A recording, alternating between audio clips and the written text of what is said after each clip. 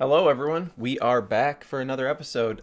Before my intro, I'm going to start with a little analogy for how I feel about this episode, and you can decide if you want to stick around, since I've noticed that nuance has unfortunately kind of gone out the window sometimes discussing this show here and there. Maybe I just spend too much time on Twitter and Reddit, but regardless, this episode felt like going out to eat, enjoying a five-star kind of multi course meal. The flavors are immaculate, everything's going right, except now and then one bite would have a bad flavor to it, and it would just, the next bite, it would throw off. Even if the next bite was delicious, the aftertaste of that bad bite would linger on my mind and overpower my enjoyment of the meal for a little while. I'm now eating this delicious food, but that one mistake is still holding everything back in my mind. And I'll take that analogy even further with that maybe that flavor is something other people enjoy. In my case, I have a gag reflex to green olives. My wife loves them. So what's throwing me off from this episode might not even be noticeable to some other people. And that's okay. I still really enjoyed the episode, but every now and then there was just this bad taste in my mouth. But so yeah, I'm just gonna lead with that. Still really enjoyed it, but just every now and then there was something, man. All right, normal intro. Hello, everyone. We're back to our regularly scheduled content, and what a time to be back. Other than an episode that has been in many people's crosshairs since the show was announced. The Shadow Rising is a favorite among many fans, with the Battle of the Two Rivers, or Emond's Field, being a centerpiece of the story. The people of the Two Rivers have their backs against the wall, pinned down by the raiding Trollocs, the White Cloaks, and they have no choice but to stand their ground and defend their town. And I think I'll talk about the atmosphere of the episode since first it kind of sets the scene for the rest of the episode or the rest of the discussions. The set design of the main town was almost exactly what I had pictured reading the books. They had the palisade walls surrounding it, the spiked barriers, archer towers, people up on the roofs, they had fires going, and for the love of the light, I could actually see what's going on. It was definitely a smaller scale than what I had in mind, but not by much. Having the smaller town square kind of let us get more character interactions and instances of people fighting alongside each other, and for the most part made the kind of battle feel a lot more intimate. There was even this kind of like funnel to the front gate where they had people above chucking down what were essentially Molotov cocktails and some type of other explosives. They even had this kind of Helm's Deep moment where Perrin's yelling at the archers to bring some of the Trollocs down. Kind of I don't know. I just big Lord of the Rings fan. Then they had this women's circle with their shields and their spears, ready to drive back any Trollocs that were going to break through the defenses into the town square. They, like I said, they had the choke point up in the mountains to try and fend them off, and for the most part, that was pretty great. There were a few parts of this that wasn't 100% in love with, but for the most part, it was pretty great. And those locations were really the only two spots in this episode that I have to talk about, which is nice. So I guess I'll just move on to our characters now. I'll start with Perrin because this was a breakout episode for this actor, in my opinion. I think we all figured season 3 would kind of be like this, where it would be light on his story, and then towards the battle, it would be almost entirely centered around Perrin, and that's exactly what happened. While I've enjoyed the actor to this point, there really hasn't been anything that made me fall in love. Throughout the episode, as he had more and more dialogue between different people, it showed a good range of emotion in close proximity to other things. I feel like Perrin's interactions have been so spaced out over the show, you never see the same kind of interact or different interactions in the same episode.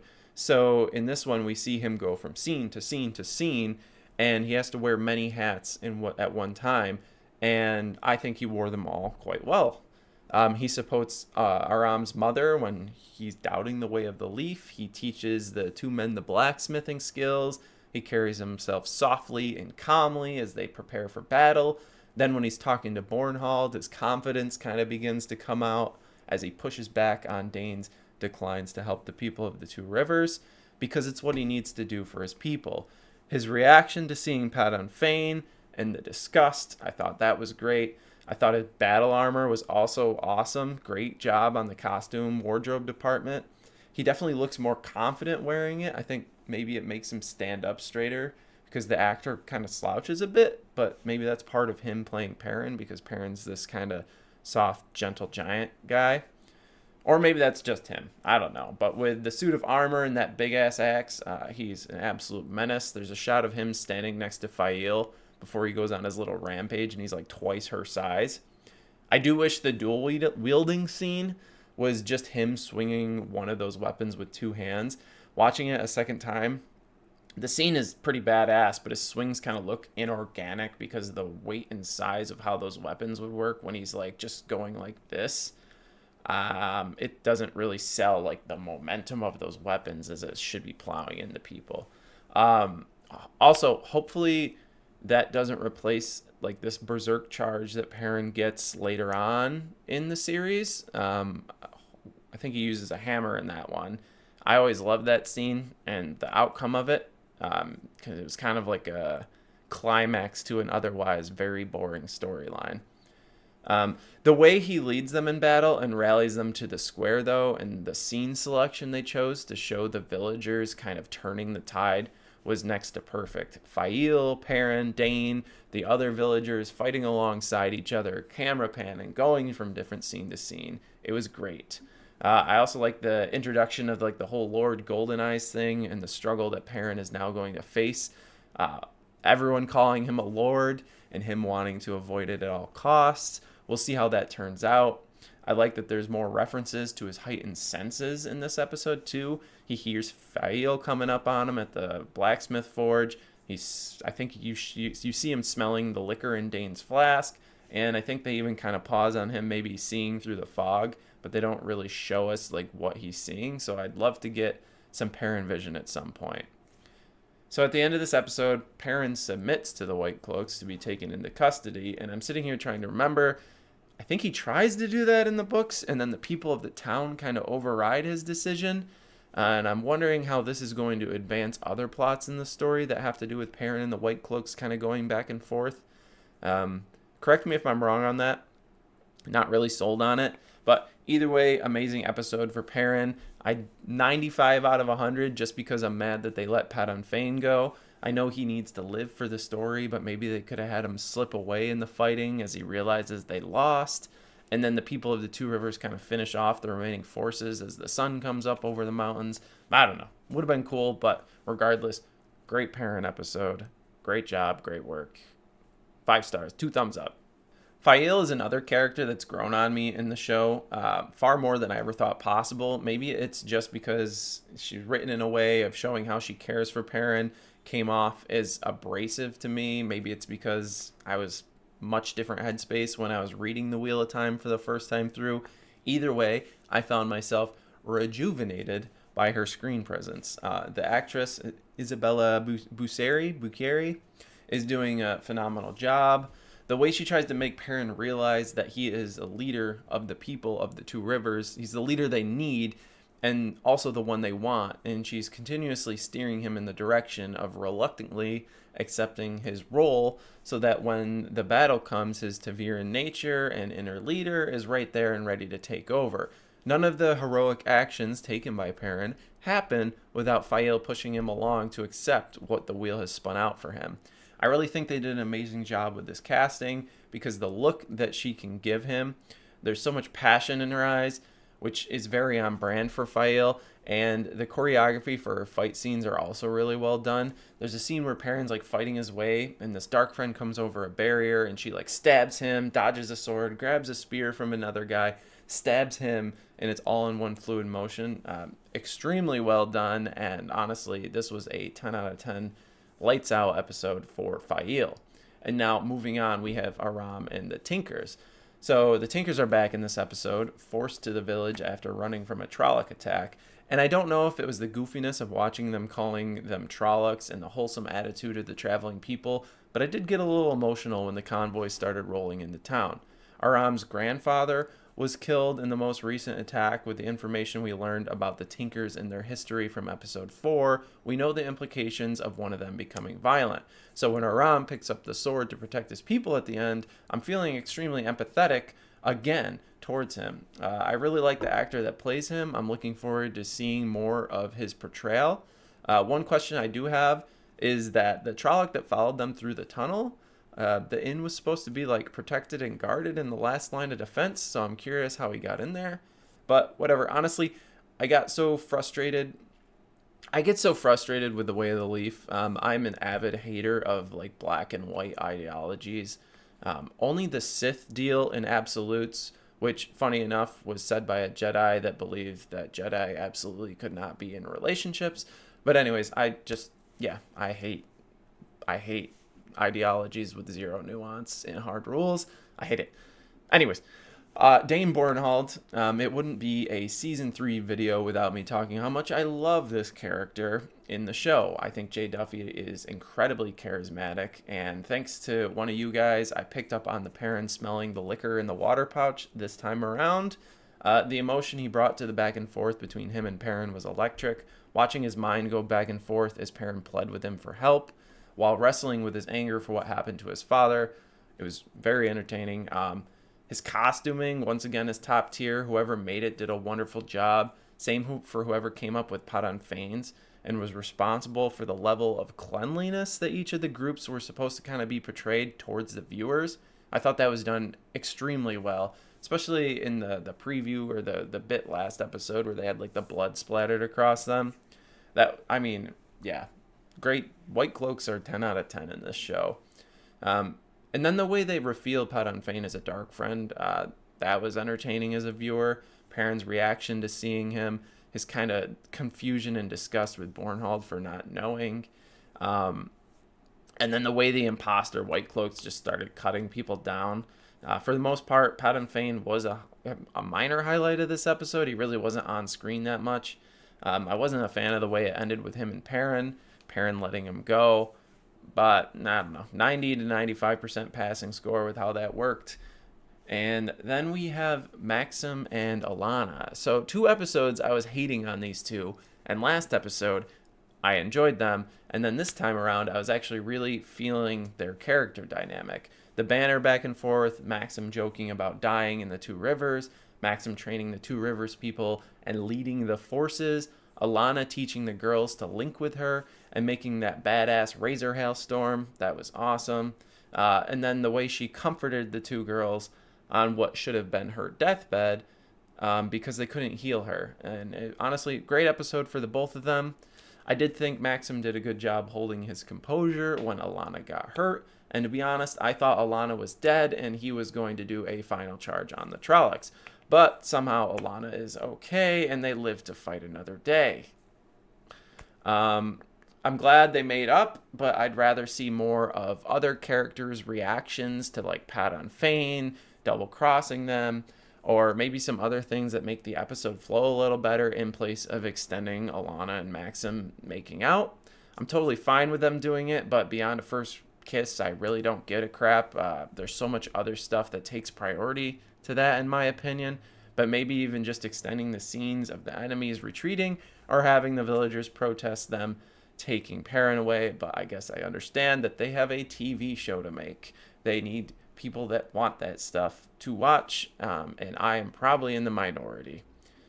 Bane and Shiad, I love the way they went back and forth with Loyal regarding the toe, which was a fun way to expand on the concept of it with the viewer and how it can kind of be manipulated if you really want to go out of your way, and if it's absolutely necessary. The actresses do an amazing job, and so did the wardrobe and choreography people. The way they're cutting through the dark friends, and the way they react to the reinforcements that show up. They're like sitting on the steps, and they're just kind of... and then they get up and start fighting. And the reactions to the Tuathalan got me. We know from episode 4 in the throwback that the Aiel kind of come from them, but they don't all know that. Only the clan chiefs know that, and they're disgusted by the fact that they don't fight. They might not be Gaul, but they are the next best thing, and they have grown on me incredibly in this TV show. So now I've got just kind of like a brief list of just like pros from the episode or just things I liked that I'm just going to rip through. It's going to be a little less structured. I thought the Trollocs looked amazing. The practical effects on these, there was a couple CGI ones, I think, like the one that was chasing them in the woods, but other than that, like the battle Trollocs, awesome. Other practical effects looked amazing. I think there was a lot of actual fire around the town. Amazing job. They've honestly done it every time since season one. I've been praising how these Trollocs looked, and I'm glad we're back to it. Uh, I liked the back and forth about Matt's sisters when they were showing him with the horn of Valir, and they said it looked like a sheep's bladder or something like that. Um, Good call out. I'm glad that even the writers agree that it looked goofy. Days Conger being like a channeler as the wisdom checks out, her kind of doing that sacrifice, power to her. And then I thought like when she gets to be channeling, it seemed like she threw her like pouch away. So I was wondering if that was like her hanging up the liquor for the feeling of channeling. Like she's basically like, oh, channeling makes me feel way better than this liquor. I'm going to toss that to the side. Maybe I misinterpreted that. Let me know if you caught that and if you agree. Um, like I said, the way they ripped on the Horn of Valir, the Blood of Manetheren song of everybody chanting that was great. Hopefully that doesn't replace the Wash the Spears that I'm hoping we get in episode 8. Um, I think there is a I can't say this because we don't know who is who. I think Slayer is the one that shot Alana. It seems like he came out of nowhere and was hidden, and it was like this big ass arrow. I'm thinking that came from Slayer, who has not been introduced to us yet, so we'll find out. But anyways, Alana should be dead first off, but that is what it is. And then it was a little weird that the leaf thing, they changed that, but I'm not gonna stick with them closing the way gates from one side with the leaf. That it's so minimal in the show or in the series that I don't think it makes a huge deal. But anyways, that is kind of my list of things I really enjoyed for the episode. And now I'm gonna get into the list of things that I had a problem with. I'm going to start right off with Loyal. This is one that I was excited to talk about right up until the end. Loyal, honestly, I don't know what to say here. Loyal doesn't die in the books and has some great moments later on. And I guess he isn't central to the story, but it seems like a choice made to create an emotional moment in a story that should have plenty of opportunities for them already. I really don't know what the rationale behind this was. I don't like it. There's been some decisions they've made in the show that I've kind of held my tongue on, but this one honestly just fucking misses the mark by a mile for me. And if he's not actually dead, this will be the second fake out death for him. And then there's been others in the show, and they can piss off with that if that's the case. But from what I hear, he's confirmed dead. Maybe I heard that wrong. I know I heard some people say they heard the Hero of the Horn sound play for him, but I'm going to be honest. I don't care about the Heroes of the Horn. I don't. It feels lazy to me. That shit only happens a couple times in the series. So why would I care? Why would I care? Oh, Loyal's the Hero of the Horn now. Big whoop. I was excited to write about Loyal stepping out of his comfort zone, getting into combat, finding himself a hero in a story, even though he's constantly denying that he's a part of the story. Then they fight the Dark Friends, and although they did show it a little, I wanted to see his size and power really on display fighting them. I thought it was entertaining. He did kind of throw some guys side to side and like smash them. I wanted to see him take a hammer and just clean through somebody. I don't know. It was all very entertaining. I think I'm very sour over the whole thing because I just can't make any sense of it. But anyways, let's move on. So one thing this show has been struggling with, at least for me, is they will have this amazing scene going, or they'll set up some characters to do something cool, and then they'll add this kind of Marvel style tagline to it. And if this is ripped straight from the books, then I'll eat my words. But like they have Mistress Alvir, that's this great moment where she sends the Tinkers away, and the women come and form a defensive stance, and then she screams, "Hold the line," which would have been cool, but then the shot just kind of pans out, and there's not even like any Trollocs there, and for some reason, that just kind of tanked what was otherwise a great scene from these badass chicks coming together to be the last line of defense for the helpless people of the Winespring Inn. Something about it just seemed off. Like it was very cool, and then it just wasn't. The same thing goes for scenes where they're defending the valley from the initial Trolloc charge. This was 95% awesome. Like, don't get me wrong, overall loved it, but the movements of some of the enemies and the positioning of the forces, some of like the pan up shots that just makes it seem like there's like action figures, and like when I was a kid, how I just shoved them together to like fight them. And I don't know, it's just like some of the shots I feel like they should just not have. It takes away from everything they've built up. But I digress. Moving on. Oh yeah, one of the things was Valda knowing it was the girls that were channeling. That threw me off. Was he supposed to be seeing their weaves? Otherwise, they were just kind of standing there bewildered. With him being dead, I wonder how a certain character will become a blade master later on. If that was even part of the plan for the show. Maybe he has some type of device that allows him to know when women channel. Maybe Valda was a male channeler and he could sense women channeling, but no, they got rid of that in the show, I think, to sense other. I don't know. Whatever. Maybe he's got a device that lets him sense women channeling, and that's how he's such a great questioner. At the end of the episode, Alana is there, and it looks like her wardrobe has no damage or blood on it, even though she had a massive arrow go through her chest. Which, speaking of that arrow, how is she alive? Even with the girls healing her, she should have been dead extremely quickly. I don't know. Whatever. I wish they would have just defeated all the Trollocs instead of letting them escape.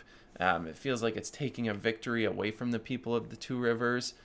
Just not very keen on the way that ended. And I'm still pissed off over the loyal thing. The episode was emotional enough. There's enough stuff that could have gone on. I don't know. I'm just still pissed off about it. It's only been a day since I watched the episode. Maybe as time goes on, I'll adjust. But honestly, I don't know how to end this video. There was so much opportunity here, and they executed so much of it to a T, and then just a few major missteps honestly kind of ruined it for me. I think it's too early for me to know how I feel. Right now, despite enjoying the episode a ton, I just feel upset. I've been extremely receptive to the show's changes, and this one just isn't one of them. But anyways, I'm really hoping the finale is a proper send-off. This season has 6.5 amazing episodes. If they can go into the break for season 4 with a solid finale, I have strong hopes for season 4 and the future of this show. But we will have to wait and see. Can they do it? Maybe. 2 days ago, I felt much more confident on this. Can't wait. I guess there's a trailer out already for episode 8, so I'll take a look at that and see how it goes. But anyways, that's about it. I will see you guys later. Peace.